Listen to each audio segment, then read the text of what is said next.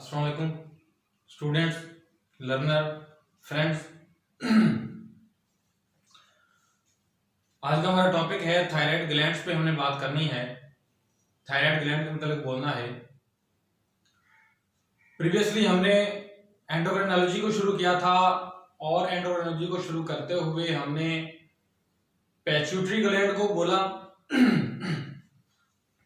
और pituitary gland को किस तरह हाइपोथैलेमस जो है वो कंट्रोल करता है उसके अबाउट हमने बात की। तो आज हमारा टॉपिक जो है वो थायराइड ग्लैंड के मुतालिक है। थायराइड ग्लैंड जो कि ट्रेकिया के पास पाए जाते हैं, जो कि थायरॉक्सिन और ट्राइआयोडोथायरोनिन T3, टेट्राआयोडोथायरोनिन जिसे थायरॉक्सिन के नाम से जानते हैं, T4, इनको पैदा करता है, इनकी सेक्रीशन करता है कौन? Thyroid gland. T3 की भी, T4 की भी। T3 ट्राइआयोडोथायरोनिन, T4 टेट्राआयोडोथायरोनिन, ये दोनों हार्मोनल सेक्रीशंस हैं किसकी? थायराइड ग्लैंड्स की। और ये थायराइड ग्लैंड ट्रेकिया के पास पाया जाता है। और ये थायराइड जो ग्लैंड है ये अमंग द एंडोक्राइन ग्लैंड्स में one of the largest gland है, जिसका वेट 15 to 20 ग्राम है। इसका वेट क्या है? 15 to 20 ग्राम है। ये वन ऑफ द लार्जेस्ट जो है वो एंडोक्राइन ग्लैंड है। कौन? Thyroid gland. और ये थायराइड ग्लैंड जो है जो सेक्रीशंस पैदा करता है T4 की और T3 की, ये बॉडी के मेटाबॉलिक रेट को इंक्रीज करते हैं। किसको? बॉडी के मेटाबॉलिज्म को बढ़ाते हैं। ये है कि अगर इनकी प्रोडक्शन जीरो पे हो जाए, इनकी प्रोडक्शन बहुत कम हो जाए, जीरो लेवल पे आ जाए, इनकी प्रोडक्शन ना हो, इनकी सेक्रीशन ना हो, किसकी? T3 की और T4 की, तो देन 40 to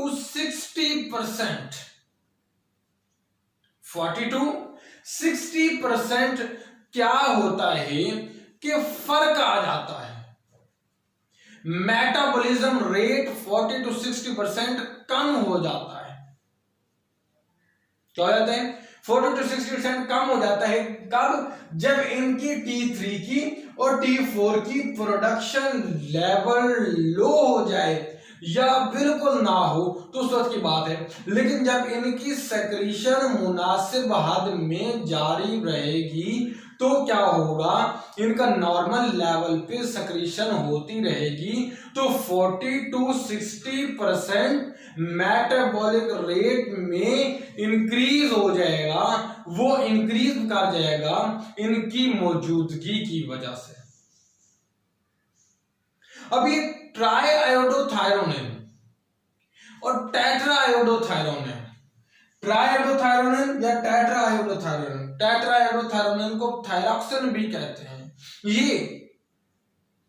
ये आयोडीन की मौजूदगी की वजह से बनते हैं।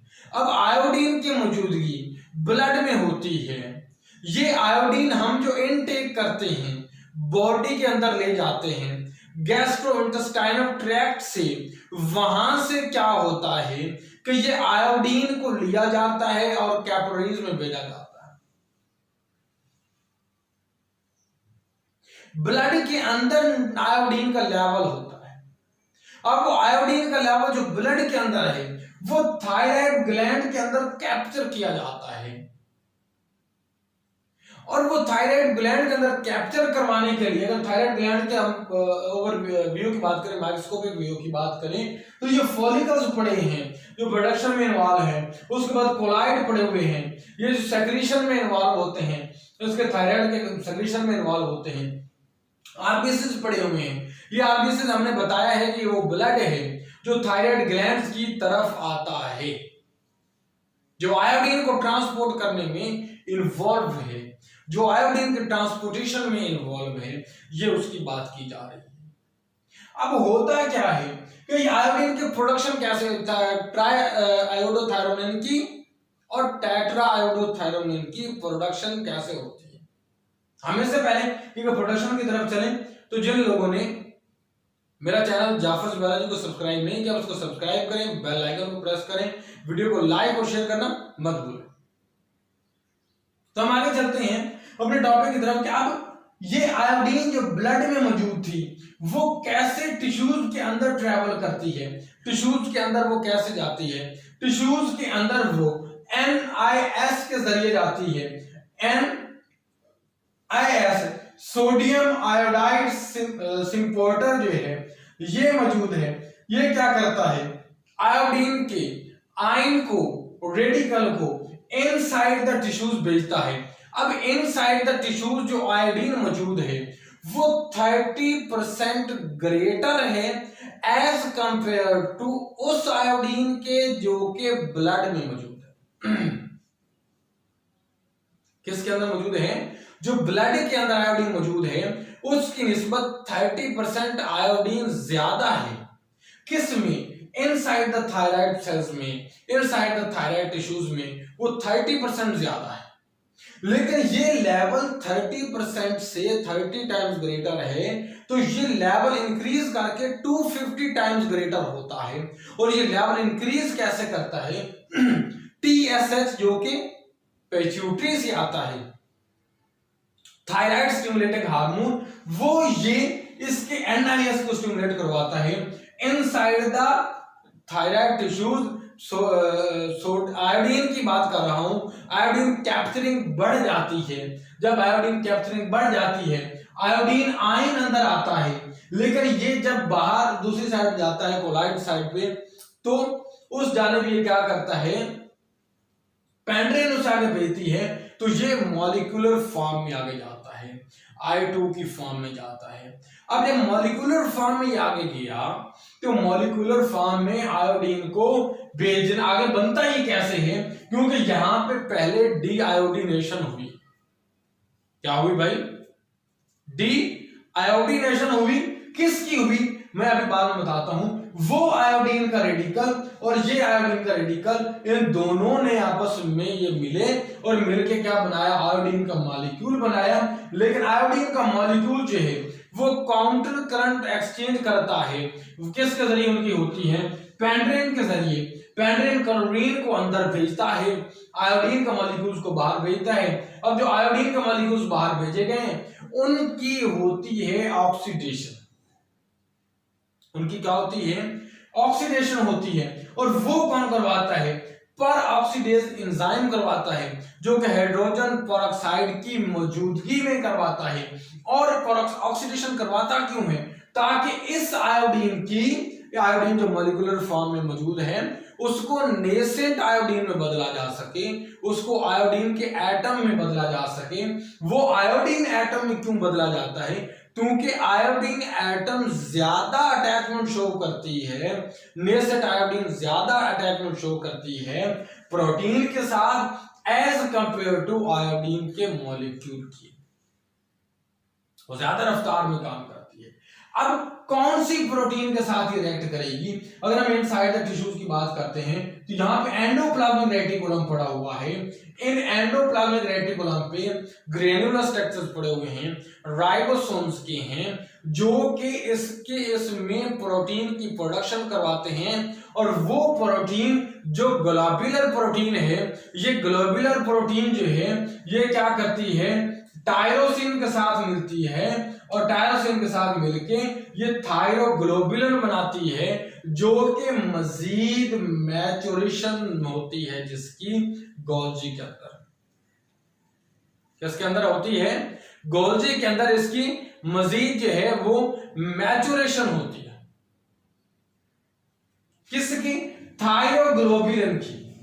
ये थायरोग्लोबुलिन कब बना, जब ग्लोब्यूलर स्ट्रक्चर जो है प्रोटीन का वो बनता है यहाँ पे एंडोप्लाज्मिक रेटिकुलम पे, और साथ टायरोसिन की एडिशन होती है, ये थायरोग्लोब्यूलर बनता है। और इस थायरोग्लोब्यूलर की जो मैचुरेशन होती है कहाँ पे, गोल्जी बॉडीज में। देन इसको बाहर भेजा जाता है। जब ये बाहर भेजा जाता है तो ये मैंने लिखा है आई डॉट मतलब कि नेसेंट आयोडीन जो है ये मिलती है इस थायरोग्लोब्यूलन के साथ। और जब ये आयोडीन का नेसेंट एटम जो है, नेसेंट आयोडीन जो है, ये एटम थायरोग्लोब्यूलन के साथ मिलती है, इस प्रोसेस को ऑर्गेनिफिकेशन कहते हैं।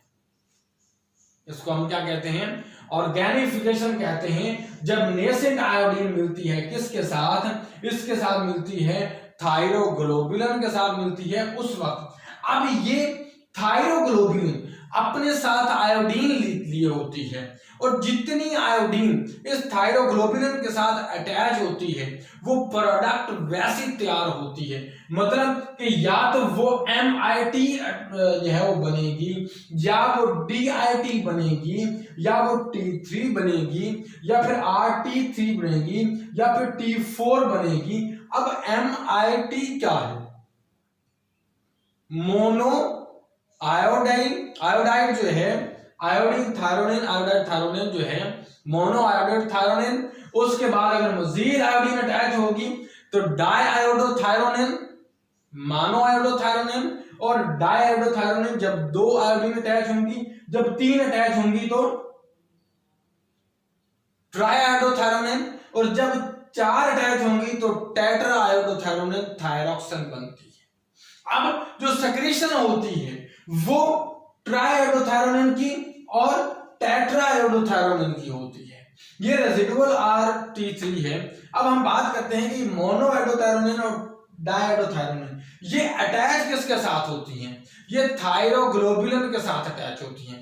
किसके साथ, थायरोग्लोब्यूलिन के साथ अटैच होती हैं। ये इस कोलाइड में आती हैं और ये इनकी पैनिकोसाइटोसिस के जरिए आगे इंटर होती हैं और कोलाइड ड्रॉपलेट्स की शक्ल में। अब जब कोलाइड ड्रॉपलेट्स की शक्ल में यहाँ पे अंदर इंटर हुई, अब यहाँ से थायरोक्सिन की और ट्राइआयोडोथायरोनिन की रिलीज कैसे होती है, वो तो अटैच थे थायरोग्लोब्यूलिन के साथ, वो तो उस प्रोटीन के साथ अटैच थे। अब यहां से उनको कैसे रिलीज करवाया जाता है, यहाँ पे लाइसोसोम आते हैं। लाइसोसोम जब आते हैं तो वो एंजाइम रिलीज करते हैं। कौन से एंजाइम रिलीज करते हैं, उनको प्रोटीएजेस एंजाइम कहा जाता है, डाइजेस्टिव एंजाइम कहा जाता है। जब उनको प्रोटीएजेस एंजाइम है, ये जो डाइजेस्टिव एंजाइम्स हैं, ये क्या करते हैं, यहां पे एक्शन करते हैं। किस पे एक्शन करते हैं, यहाँ पे एक्शन करते हैं, किस पे एक्शन करते हैं, प्रोटीएजेस है ना। तो आपको पता है एंजाइम 2 तरह से शनाख्त की जाते हैं, या तो अपने उस सबस्ट्रेट के हवाले से जिस पे एक्ट कर रहे हैं, या अपने रिएक्शन के हवाले से जो वो रिएक्शन करवा रहे हैं। यहां पे प्रोटीएजेस एंजाइम रिएक्ट कर रहे हैं प्रोटीन्स पे। कौन सी प्रोटीन, वो जो ग्लोब्यूलर प्रोटीन है, वो ग्लोब्यूलर प्रोटीन जो थायरोग्लोब्यूलिन के साथ थी, ठीक है। अब ये क्या करेंगे, इस थायरोग्लोब्यूलिन पे एक्ट करेंगे, और वो थायरोग्लोब्यूलिन जिसने अपने साथ T3 रखा हुआ था या T4 रखा हुआ था, मतलब वो थायरोग्लोब्यूलिन जिसके साथ ट्राइआयोडोथायरोनिन अटैच था या जिसके साथ टेट्राआयोडोथायरोनिन अटैच था, ये प्रोटीएजेस उस पे एक्ट करेंगी। जब उस पे एक्ट करेंगी तो उस थायरोग्लोब्यूलिन प्रोटीन को डाइजेस्ट कर लेंगी। जब उनको डिसॉल्व कर लेंगी तो नतीजतन T3 और T4 जो है वो सक्रीट हो जाएंगे, वो रिलीज हो जाएंगे बाहर। जैसे मैंने तीर का निशान शो कर दिया है कि ये T3 और T4 की जो है वो सक्रीशन हो रही है। T3 और T4 की सक्रीशन कब होती है, जब थायरोग्लोब्यूलिन जो है प्रोटीन डाइजेस्ट होती है प्रोटीएजेस एंजाइम की वजह से, और ये एंजाइम लाइसोसोम की वजह से आती हैं, उनको डाइजेस्ट करते हैं, और वो आगे जब प्रोटीन डाइजेस्ट हो जाती है तो ये अलग हो जाते हैं। अब जिनके साथ ये मोनोआयोडोथायरोनिन था या डाइआयोडोथायरोनिन था, जिस थायरोग्लोब्यूलिन के साथ अटैच होती हैं, इनकी सक्रीशन नहीं होती। और ये भी नहीं है कि ये मोनोआयोडोथायरोनिन या डाइआयोडोथायरोनिन जो है इनके साथ मजीद आयोडीन अटैच होगी और आयोडीन अटैच होने के बाद ये T3 और T4 में बन जाएगा।